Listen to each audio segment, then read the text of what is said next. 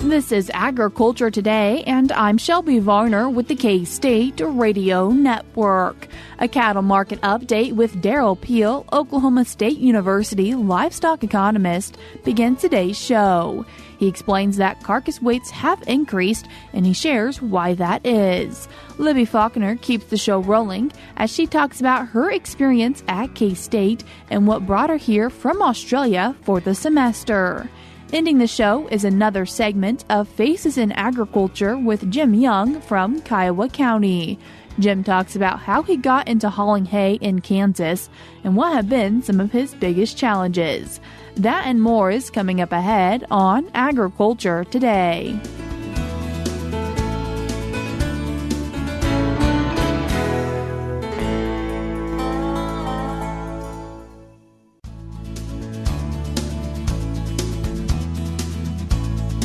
You're tuned in to Agriculture Today, and we start our Monday show with a cattle market update. And this week we're joined by Oklahoma State University livestock economist Derrell Peel. Derrell, thanks for joining us today. You bet. Happy to be here this morning.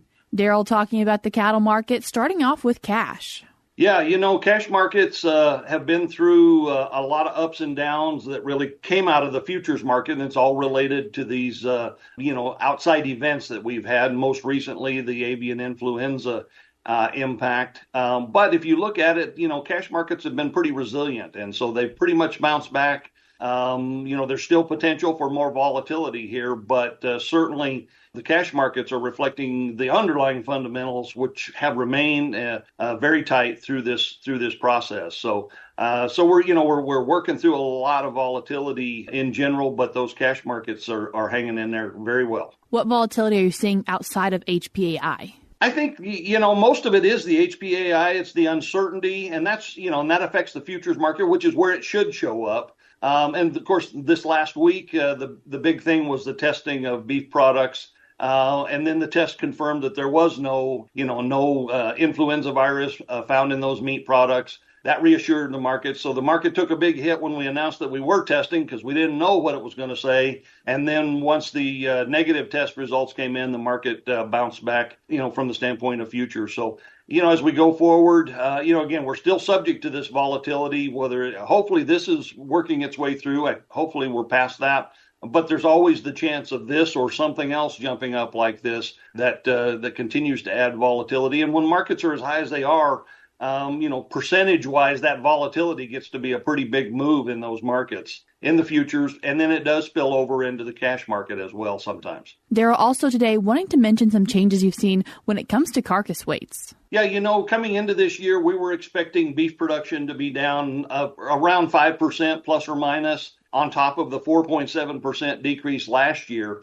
Cattle slaughter is down for the year. We have less cattle, and we know we're going to continue with tighter numbers there. But in the short run, feedlots, because of the economics of replacing cattle in the feedlot, they've got an incentive, and particularly with the cost of gain going down recently as corn prices have come down, all of those things lead to an incentive for feedlots to hang on to cattle longer, feed them to heavier weights. And I say all that to say that carcass weights are running, they actually went up counter-seasonally in March and April. And so we're running about 27 pounds heavier for both steers and heifers compared to a year ago. Now, seasonally, these carcass weights should be coming down to a low around the end of May or 1st of June. And then they typically go back up in the last part of the year. And I do think we'll see some more seasonal decrease in them, but they're decreasing from a higher level. And so, I think we're going to continue to see these carcass weights running well above a year ago. That's obviously offsetting part of the declining slaughter number. So beef production is still down for the year and will be down for the year, but probably not as much as we earlier thought if these heavy weights persist like I expect them to. And we'll see what happens. By the end of the year, we could really be pushing these carcass weights to levels where, we may find out just how far we can push them. Because, again, feedlots and packers both have an incentive to try to get more pounds out of fewer cattle in a market like this. And so we'll see what happens. There'll certainly be an incentive to keep these weights heavy for the rest of the year for sure. Derrell, you mentioned that feedlots and packers have the incentive to keep those cattle in. What is that incentive?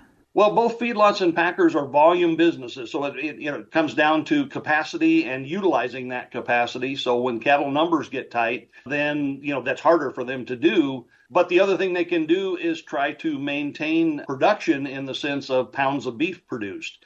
Now, for feedlots, they can maintain feedlot capacity, and they've actually done a pretty good job of this over the last couple of years, keeping feedlot inventories high by slowing down the rate of throughput. So if you slow down the turnover in the feedlot, you're not producing more beef. You're actually producing less cattle over time, but you can keep them in the feedlot longer, slow down the turnover rate, and keep the feedlot full, which is the motivation, at least in the short run, for the feedlots, is to keep feeding, to keep the feedlot full from a feeding standpoint. So that leads to this incentive to, essentially hang on to cattle longer and push the weights higher, potentially to overfeeding these cattle. On the packer side, it's kind of the same thing. If there's not enough cattle to utilize the packing capacity as well as they would like and keep costs down, then one of the ways they can potentially offset is by just getting more pounds out of every carcass they are hanging up. And so they have an incentive to let those carcasses get big up to some physical limit in the plant where they just simply, can't manage them anymore. And, there can be some meat side implications as well. Again, we're getting a lot of trim off of these cattle right now with the amount of fat on them. The Y4 percentage is pretty high. And so that plays back into how that stuff gets utilized in the ground beef market. And so there's just a lot of pieces to this thing that all come down to how the industry is dealing with the fact that we're in very tight cattle numbers and going to get tighter at some point in time because, again, we're still feeding quite a few heifers. And if you look at the most recent slaughter data for female slaughter, cow plus heifer slaughter is still running over 51% of total slaughter. So we have not really cut back on the female side. That would indicate that we're trying to, get set for rebuilding, herd rebuilding. So that's going on at this point, and there's a lot more tightness ahead as we get into that at some point in time. Is there a point where they could get them too heavy for the market? They certainly can get too heavy for the market. I mean, we already know that the yield grade 4 percentage is running pretty high. We're feeding these cattle longer. They get a lot more fat on them. So that's one issue, is just how far do you want to push that? Right now, the premiums on choice and prime that you get when you feed cattle longer generally offsets that. So there's not much incentive to hold back on that. The other part of it is just physically the cattle can get too big. Again, most packers, have an upper weight limit of around 1050 for carcasses. And, again, both feedlots and packers have an incentive to push right up against that limit. And in some cases, we may go over it. We saw that a decade ago when the last time we were in a similar market situation where we had some cattle that were way overfed and were literally too big to be slaughtered in the normal steer and heifer slaughter plants. They had to be processed in cow and bull plants to get facilities that were big enough and stout enough to handle those large animals. So hopefully we won't see too much of that, but it's a distinct possibility as we go forward. What are you seeing for box beef? Box beef, we've been watching it. It dropped this last week pretty sharply at the end of the week.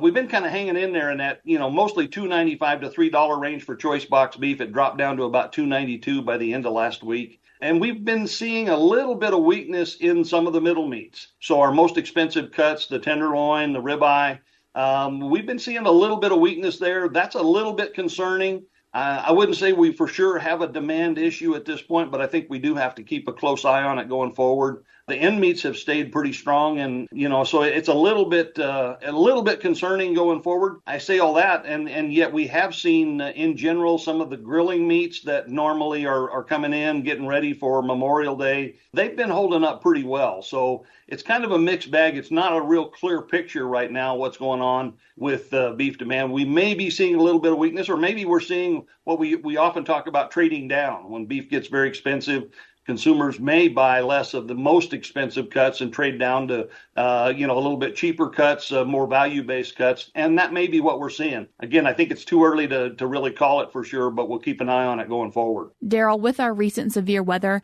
does that have any impacts on the cattle market, or could it? We've had a lot of severe weather lately. In fact, the last couple of days of April, I think nationwide, we had like the second largest number of tornadoes reported for the country. Certainly in the Southern Plains in Oklahoma, we had a pretty severe outbreak. And it can impact cattle market. It doesn't really impact the overall markets. It certainly impacts cattle producers. And so I think the impacts tend to be more individual in nature. Obviously, tornadoes are very specific. They can hit a spot and just a few feet away not do any damage. But when those do impact either pastures, sometimes it can affect cattle directly, obviously, in terms of injuries or fatalities in those cattle. The other thing that happens in tornadoes that is a sometimes serious issue is the debris from tornadoes gets scattered across pastures. And sometimes that debris includes things that are not good for cattle to ingest. And that could be everything from petroleum products to nails and wire and things like that. And so there's certainly a number of issues individually. Now, will all of that together have an overall impact in the market? Probably not. It's a very specific, targeted kind of an impact. So more of an individual thing, but probably not going to impact the overall markets. Derrell, then how would you sum up the whole cattle market for our producers? Nothing's really changed in terms of the overall picture we've been talking about for quite some time.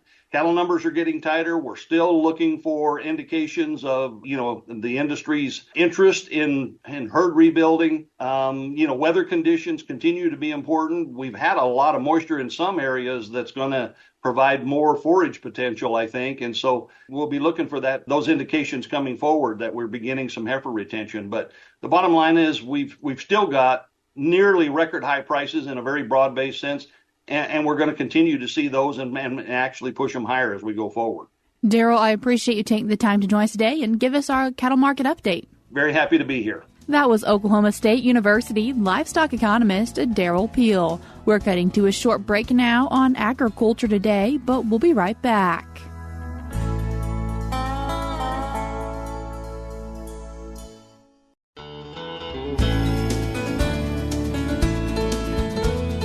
You're tuned in to Agriculture Today, and we continue our Monday show talking with a student currently at K-State, Libby Falkiner. Libby, thanks for joining us today. No worries. Thanks so much for having me. Super excited to be here. Libby, what brought you to K-State? So I'm here on a program with Angus Australia. We've got a really well-developed youth program in Australia, and there's a sponsorship for one young person in ag to come to K-State every year.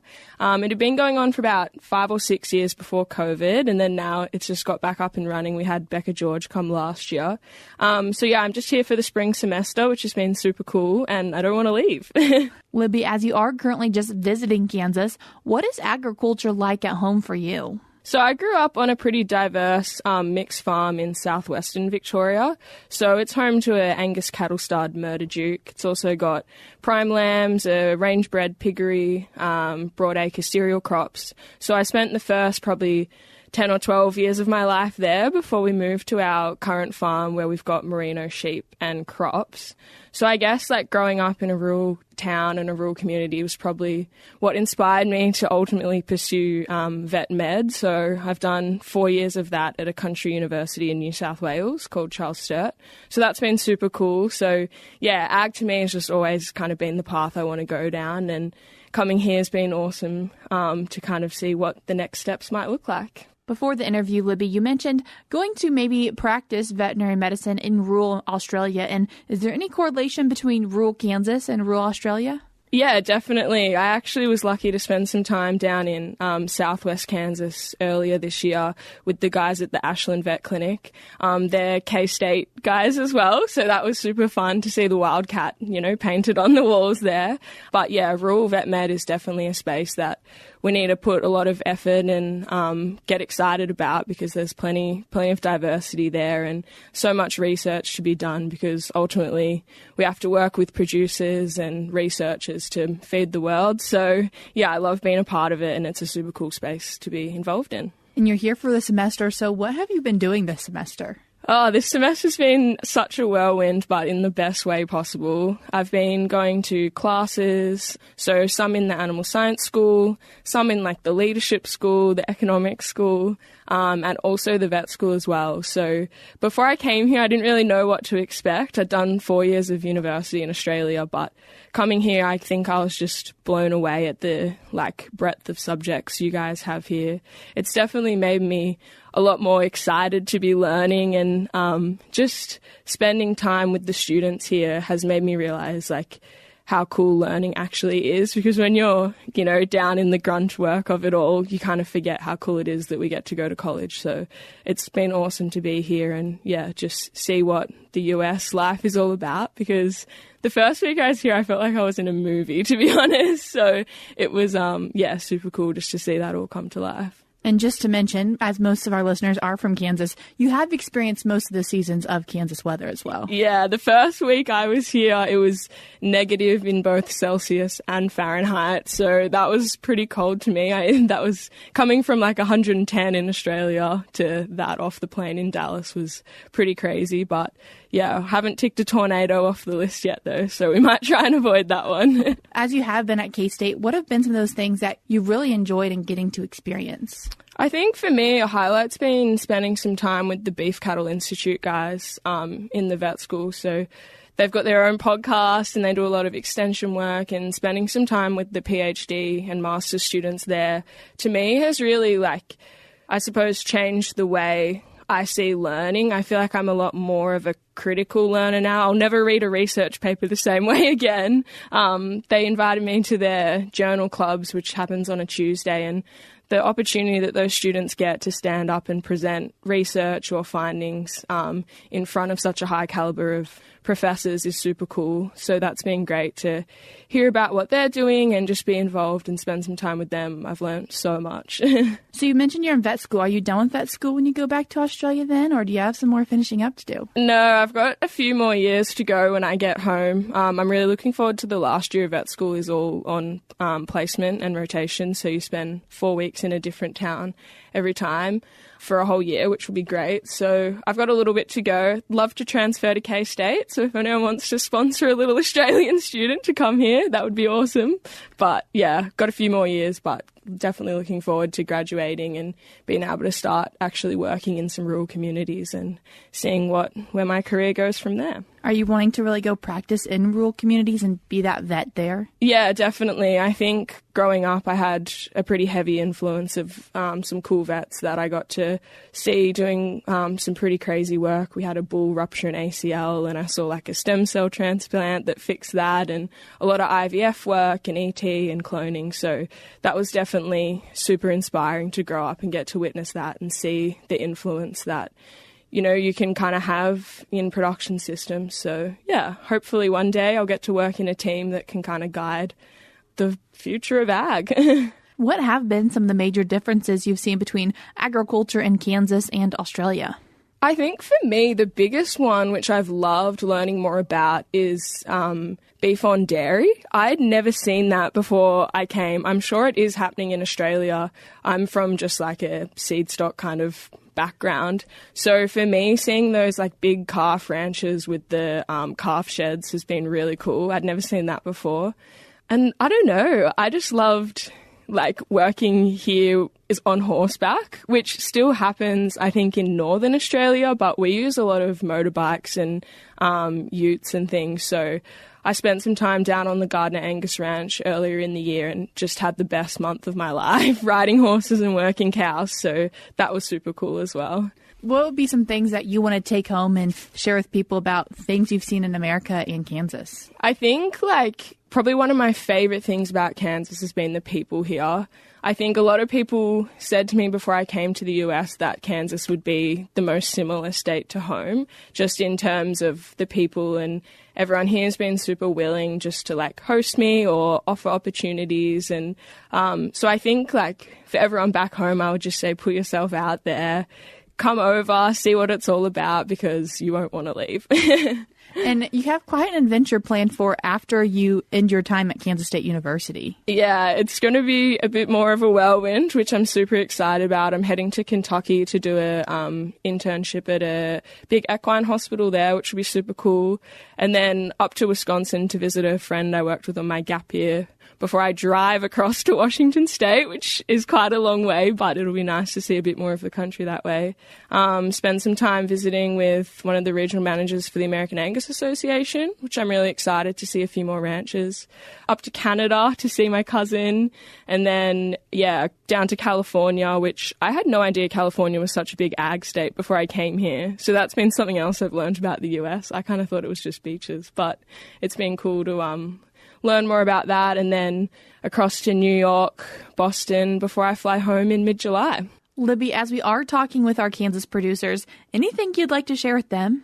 I think just come over to Australia and see what it's all about. We've got some pretty cool things happening.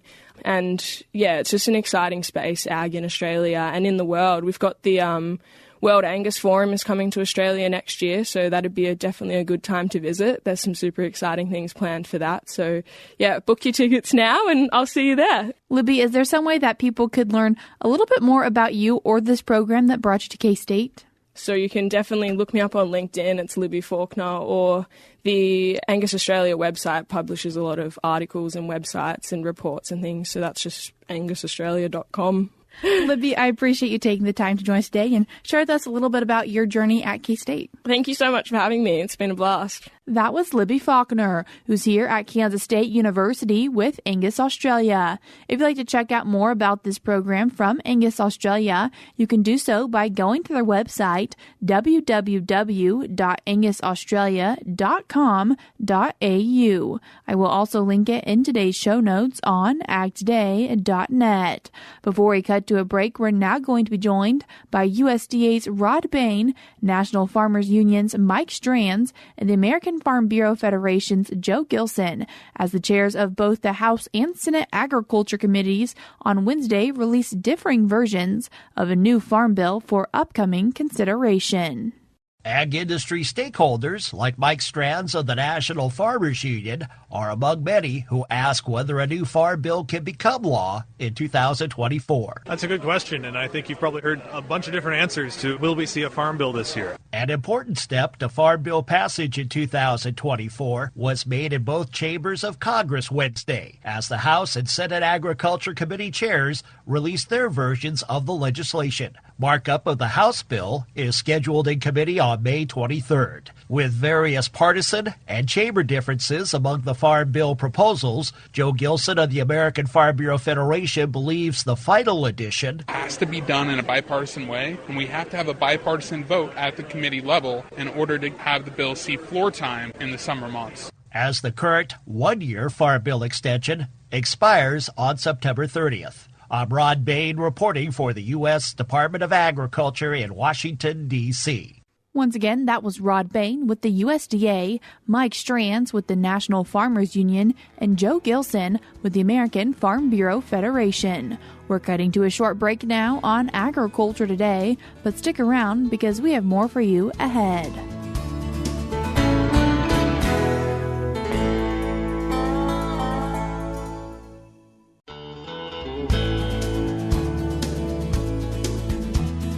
You're tuned in to Agriculture Today, and we conclude our Monday show with another segment of Faces in Agriculture. And this week we're joined by someone involved in agriculture in Kiowa County, Jim Young. Jim, thanks for joining us today.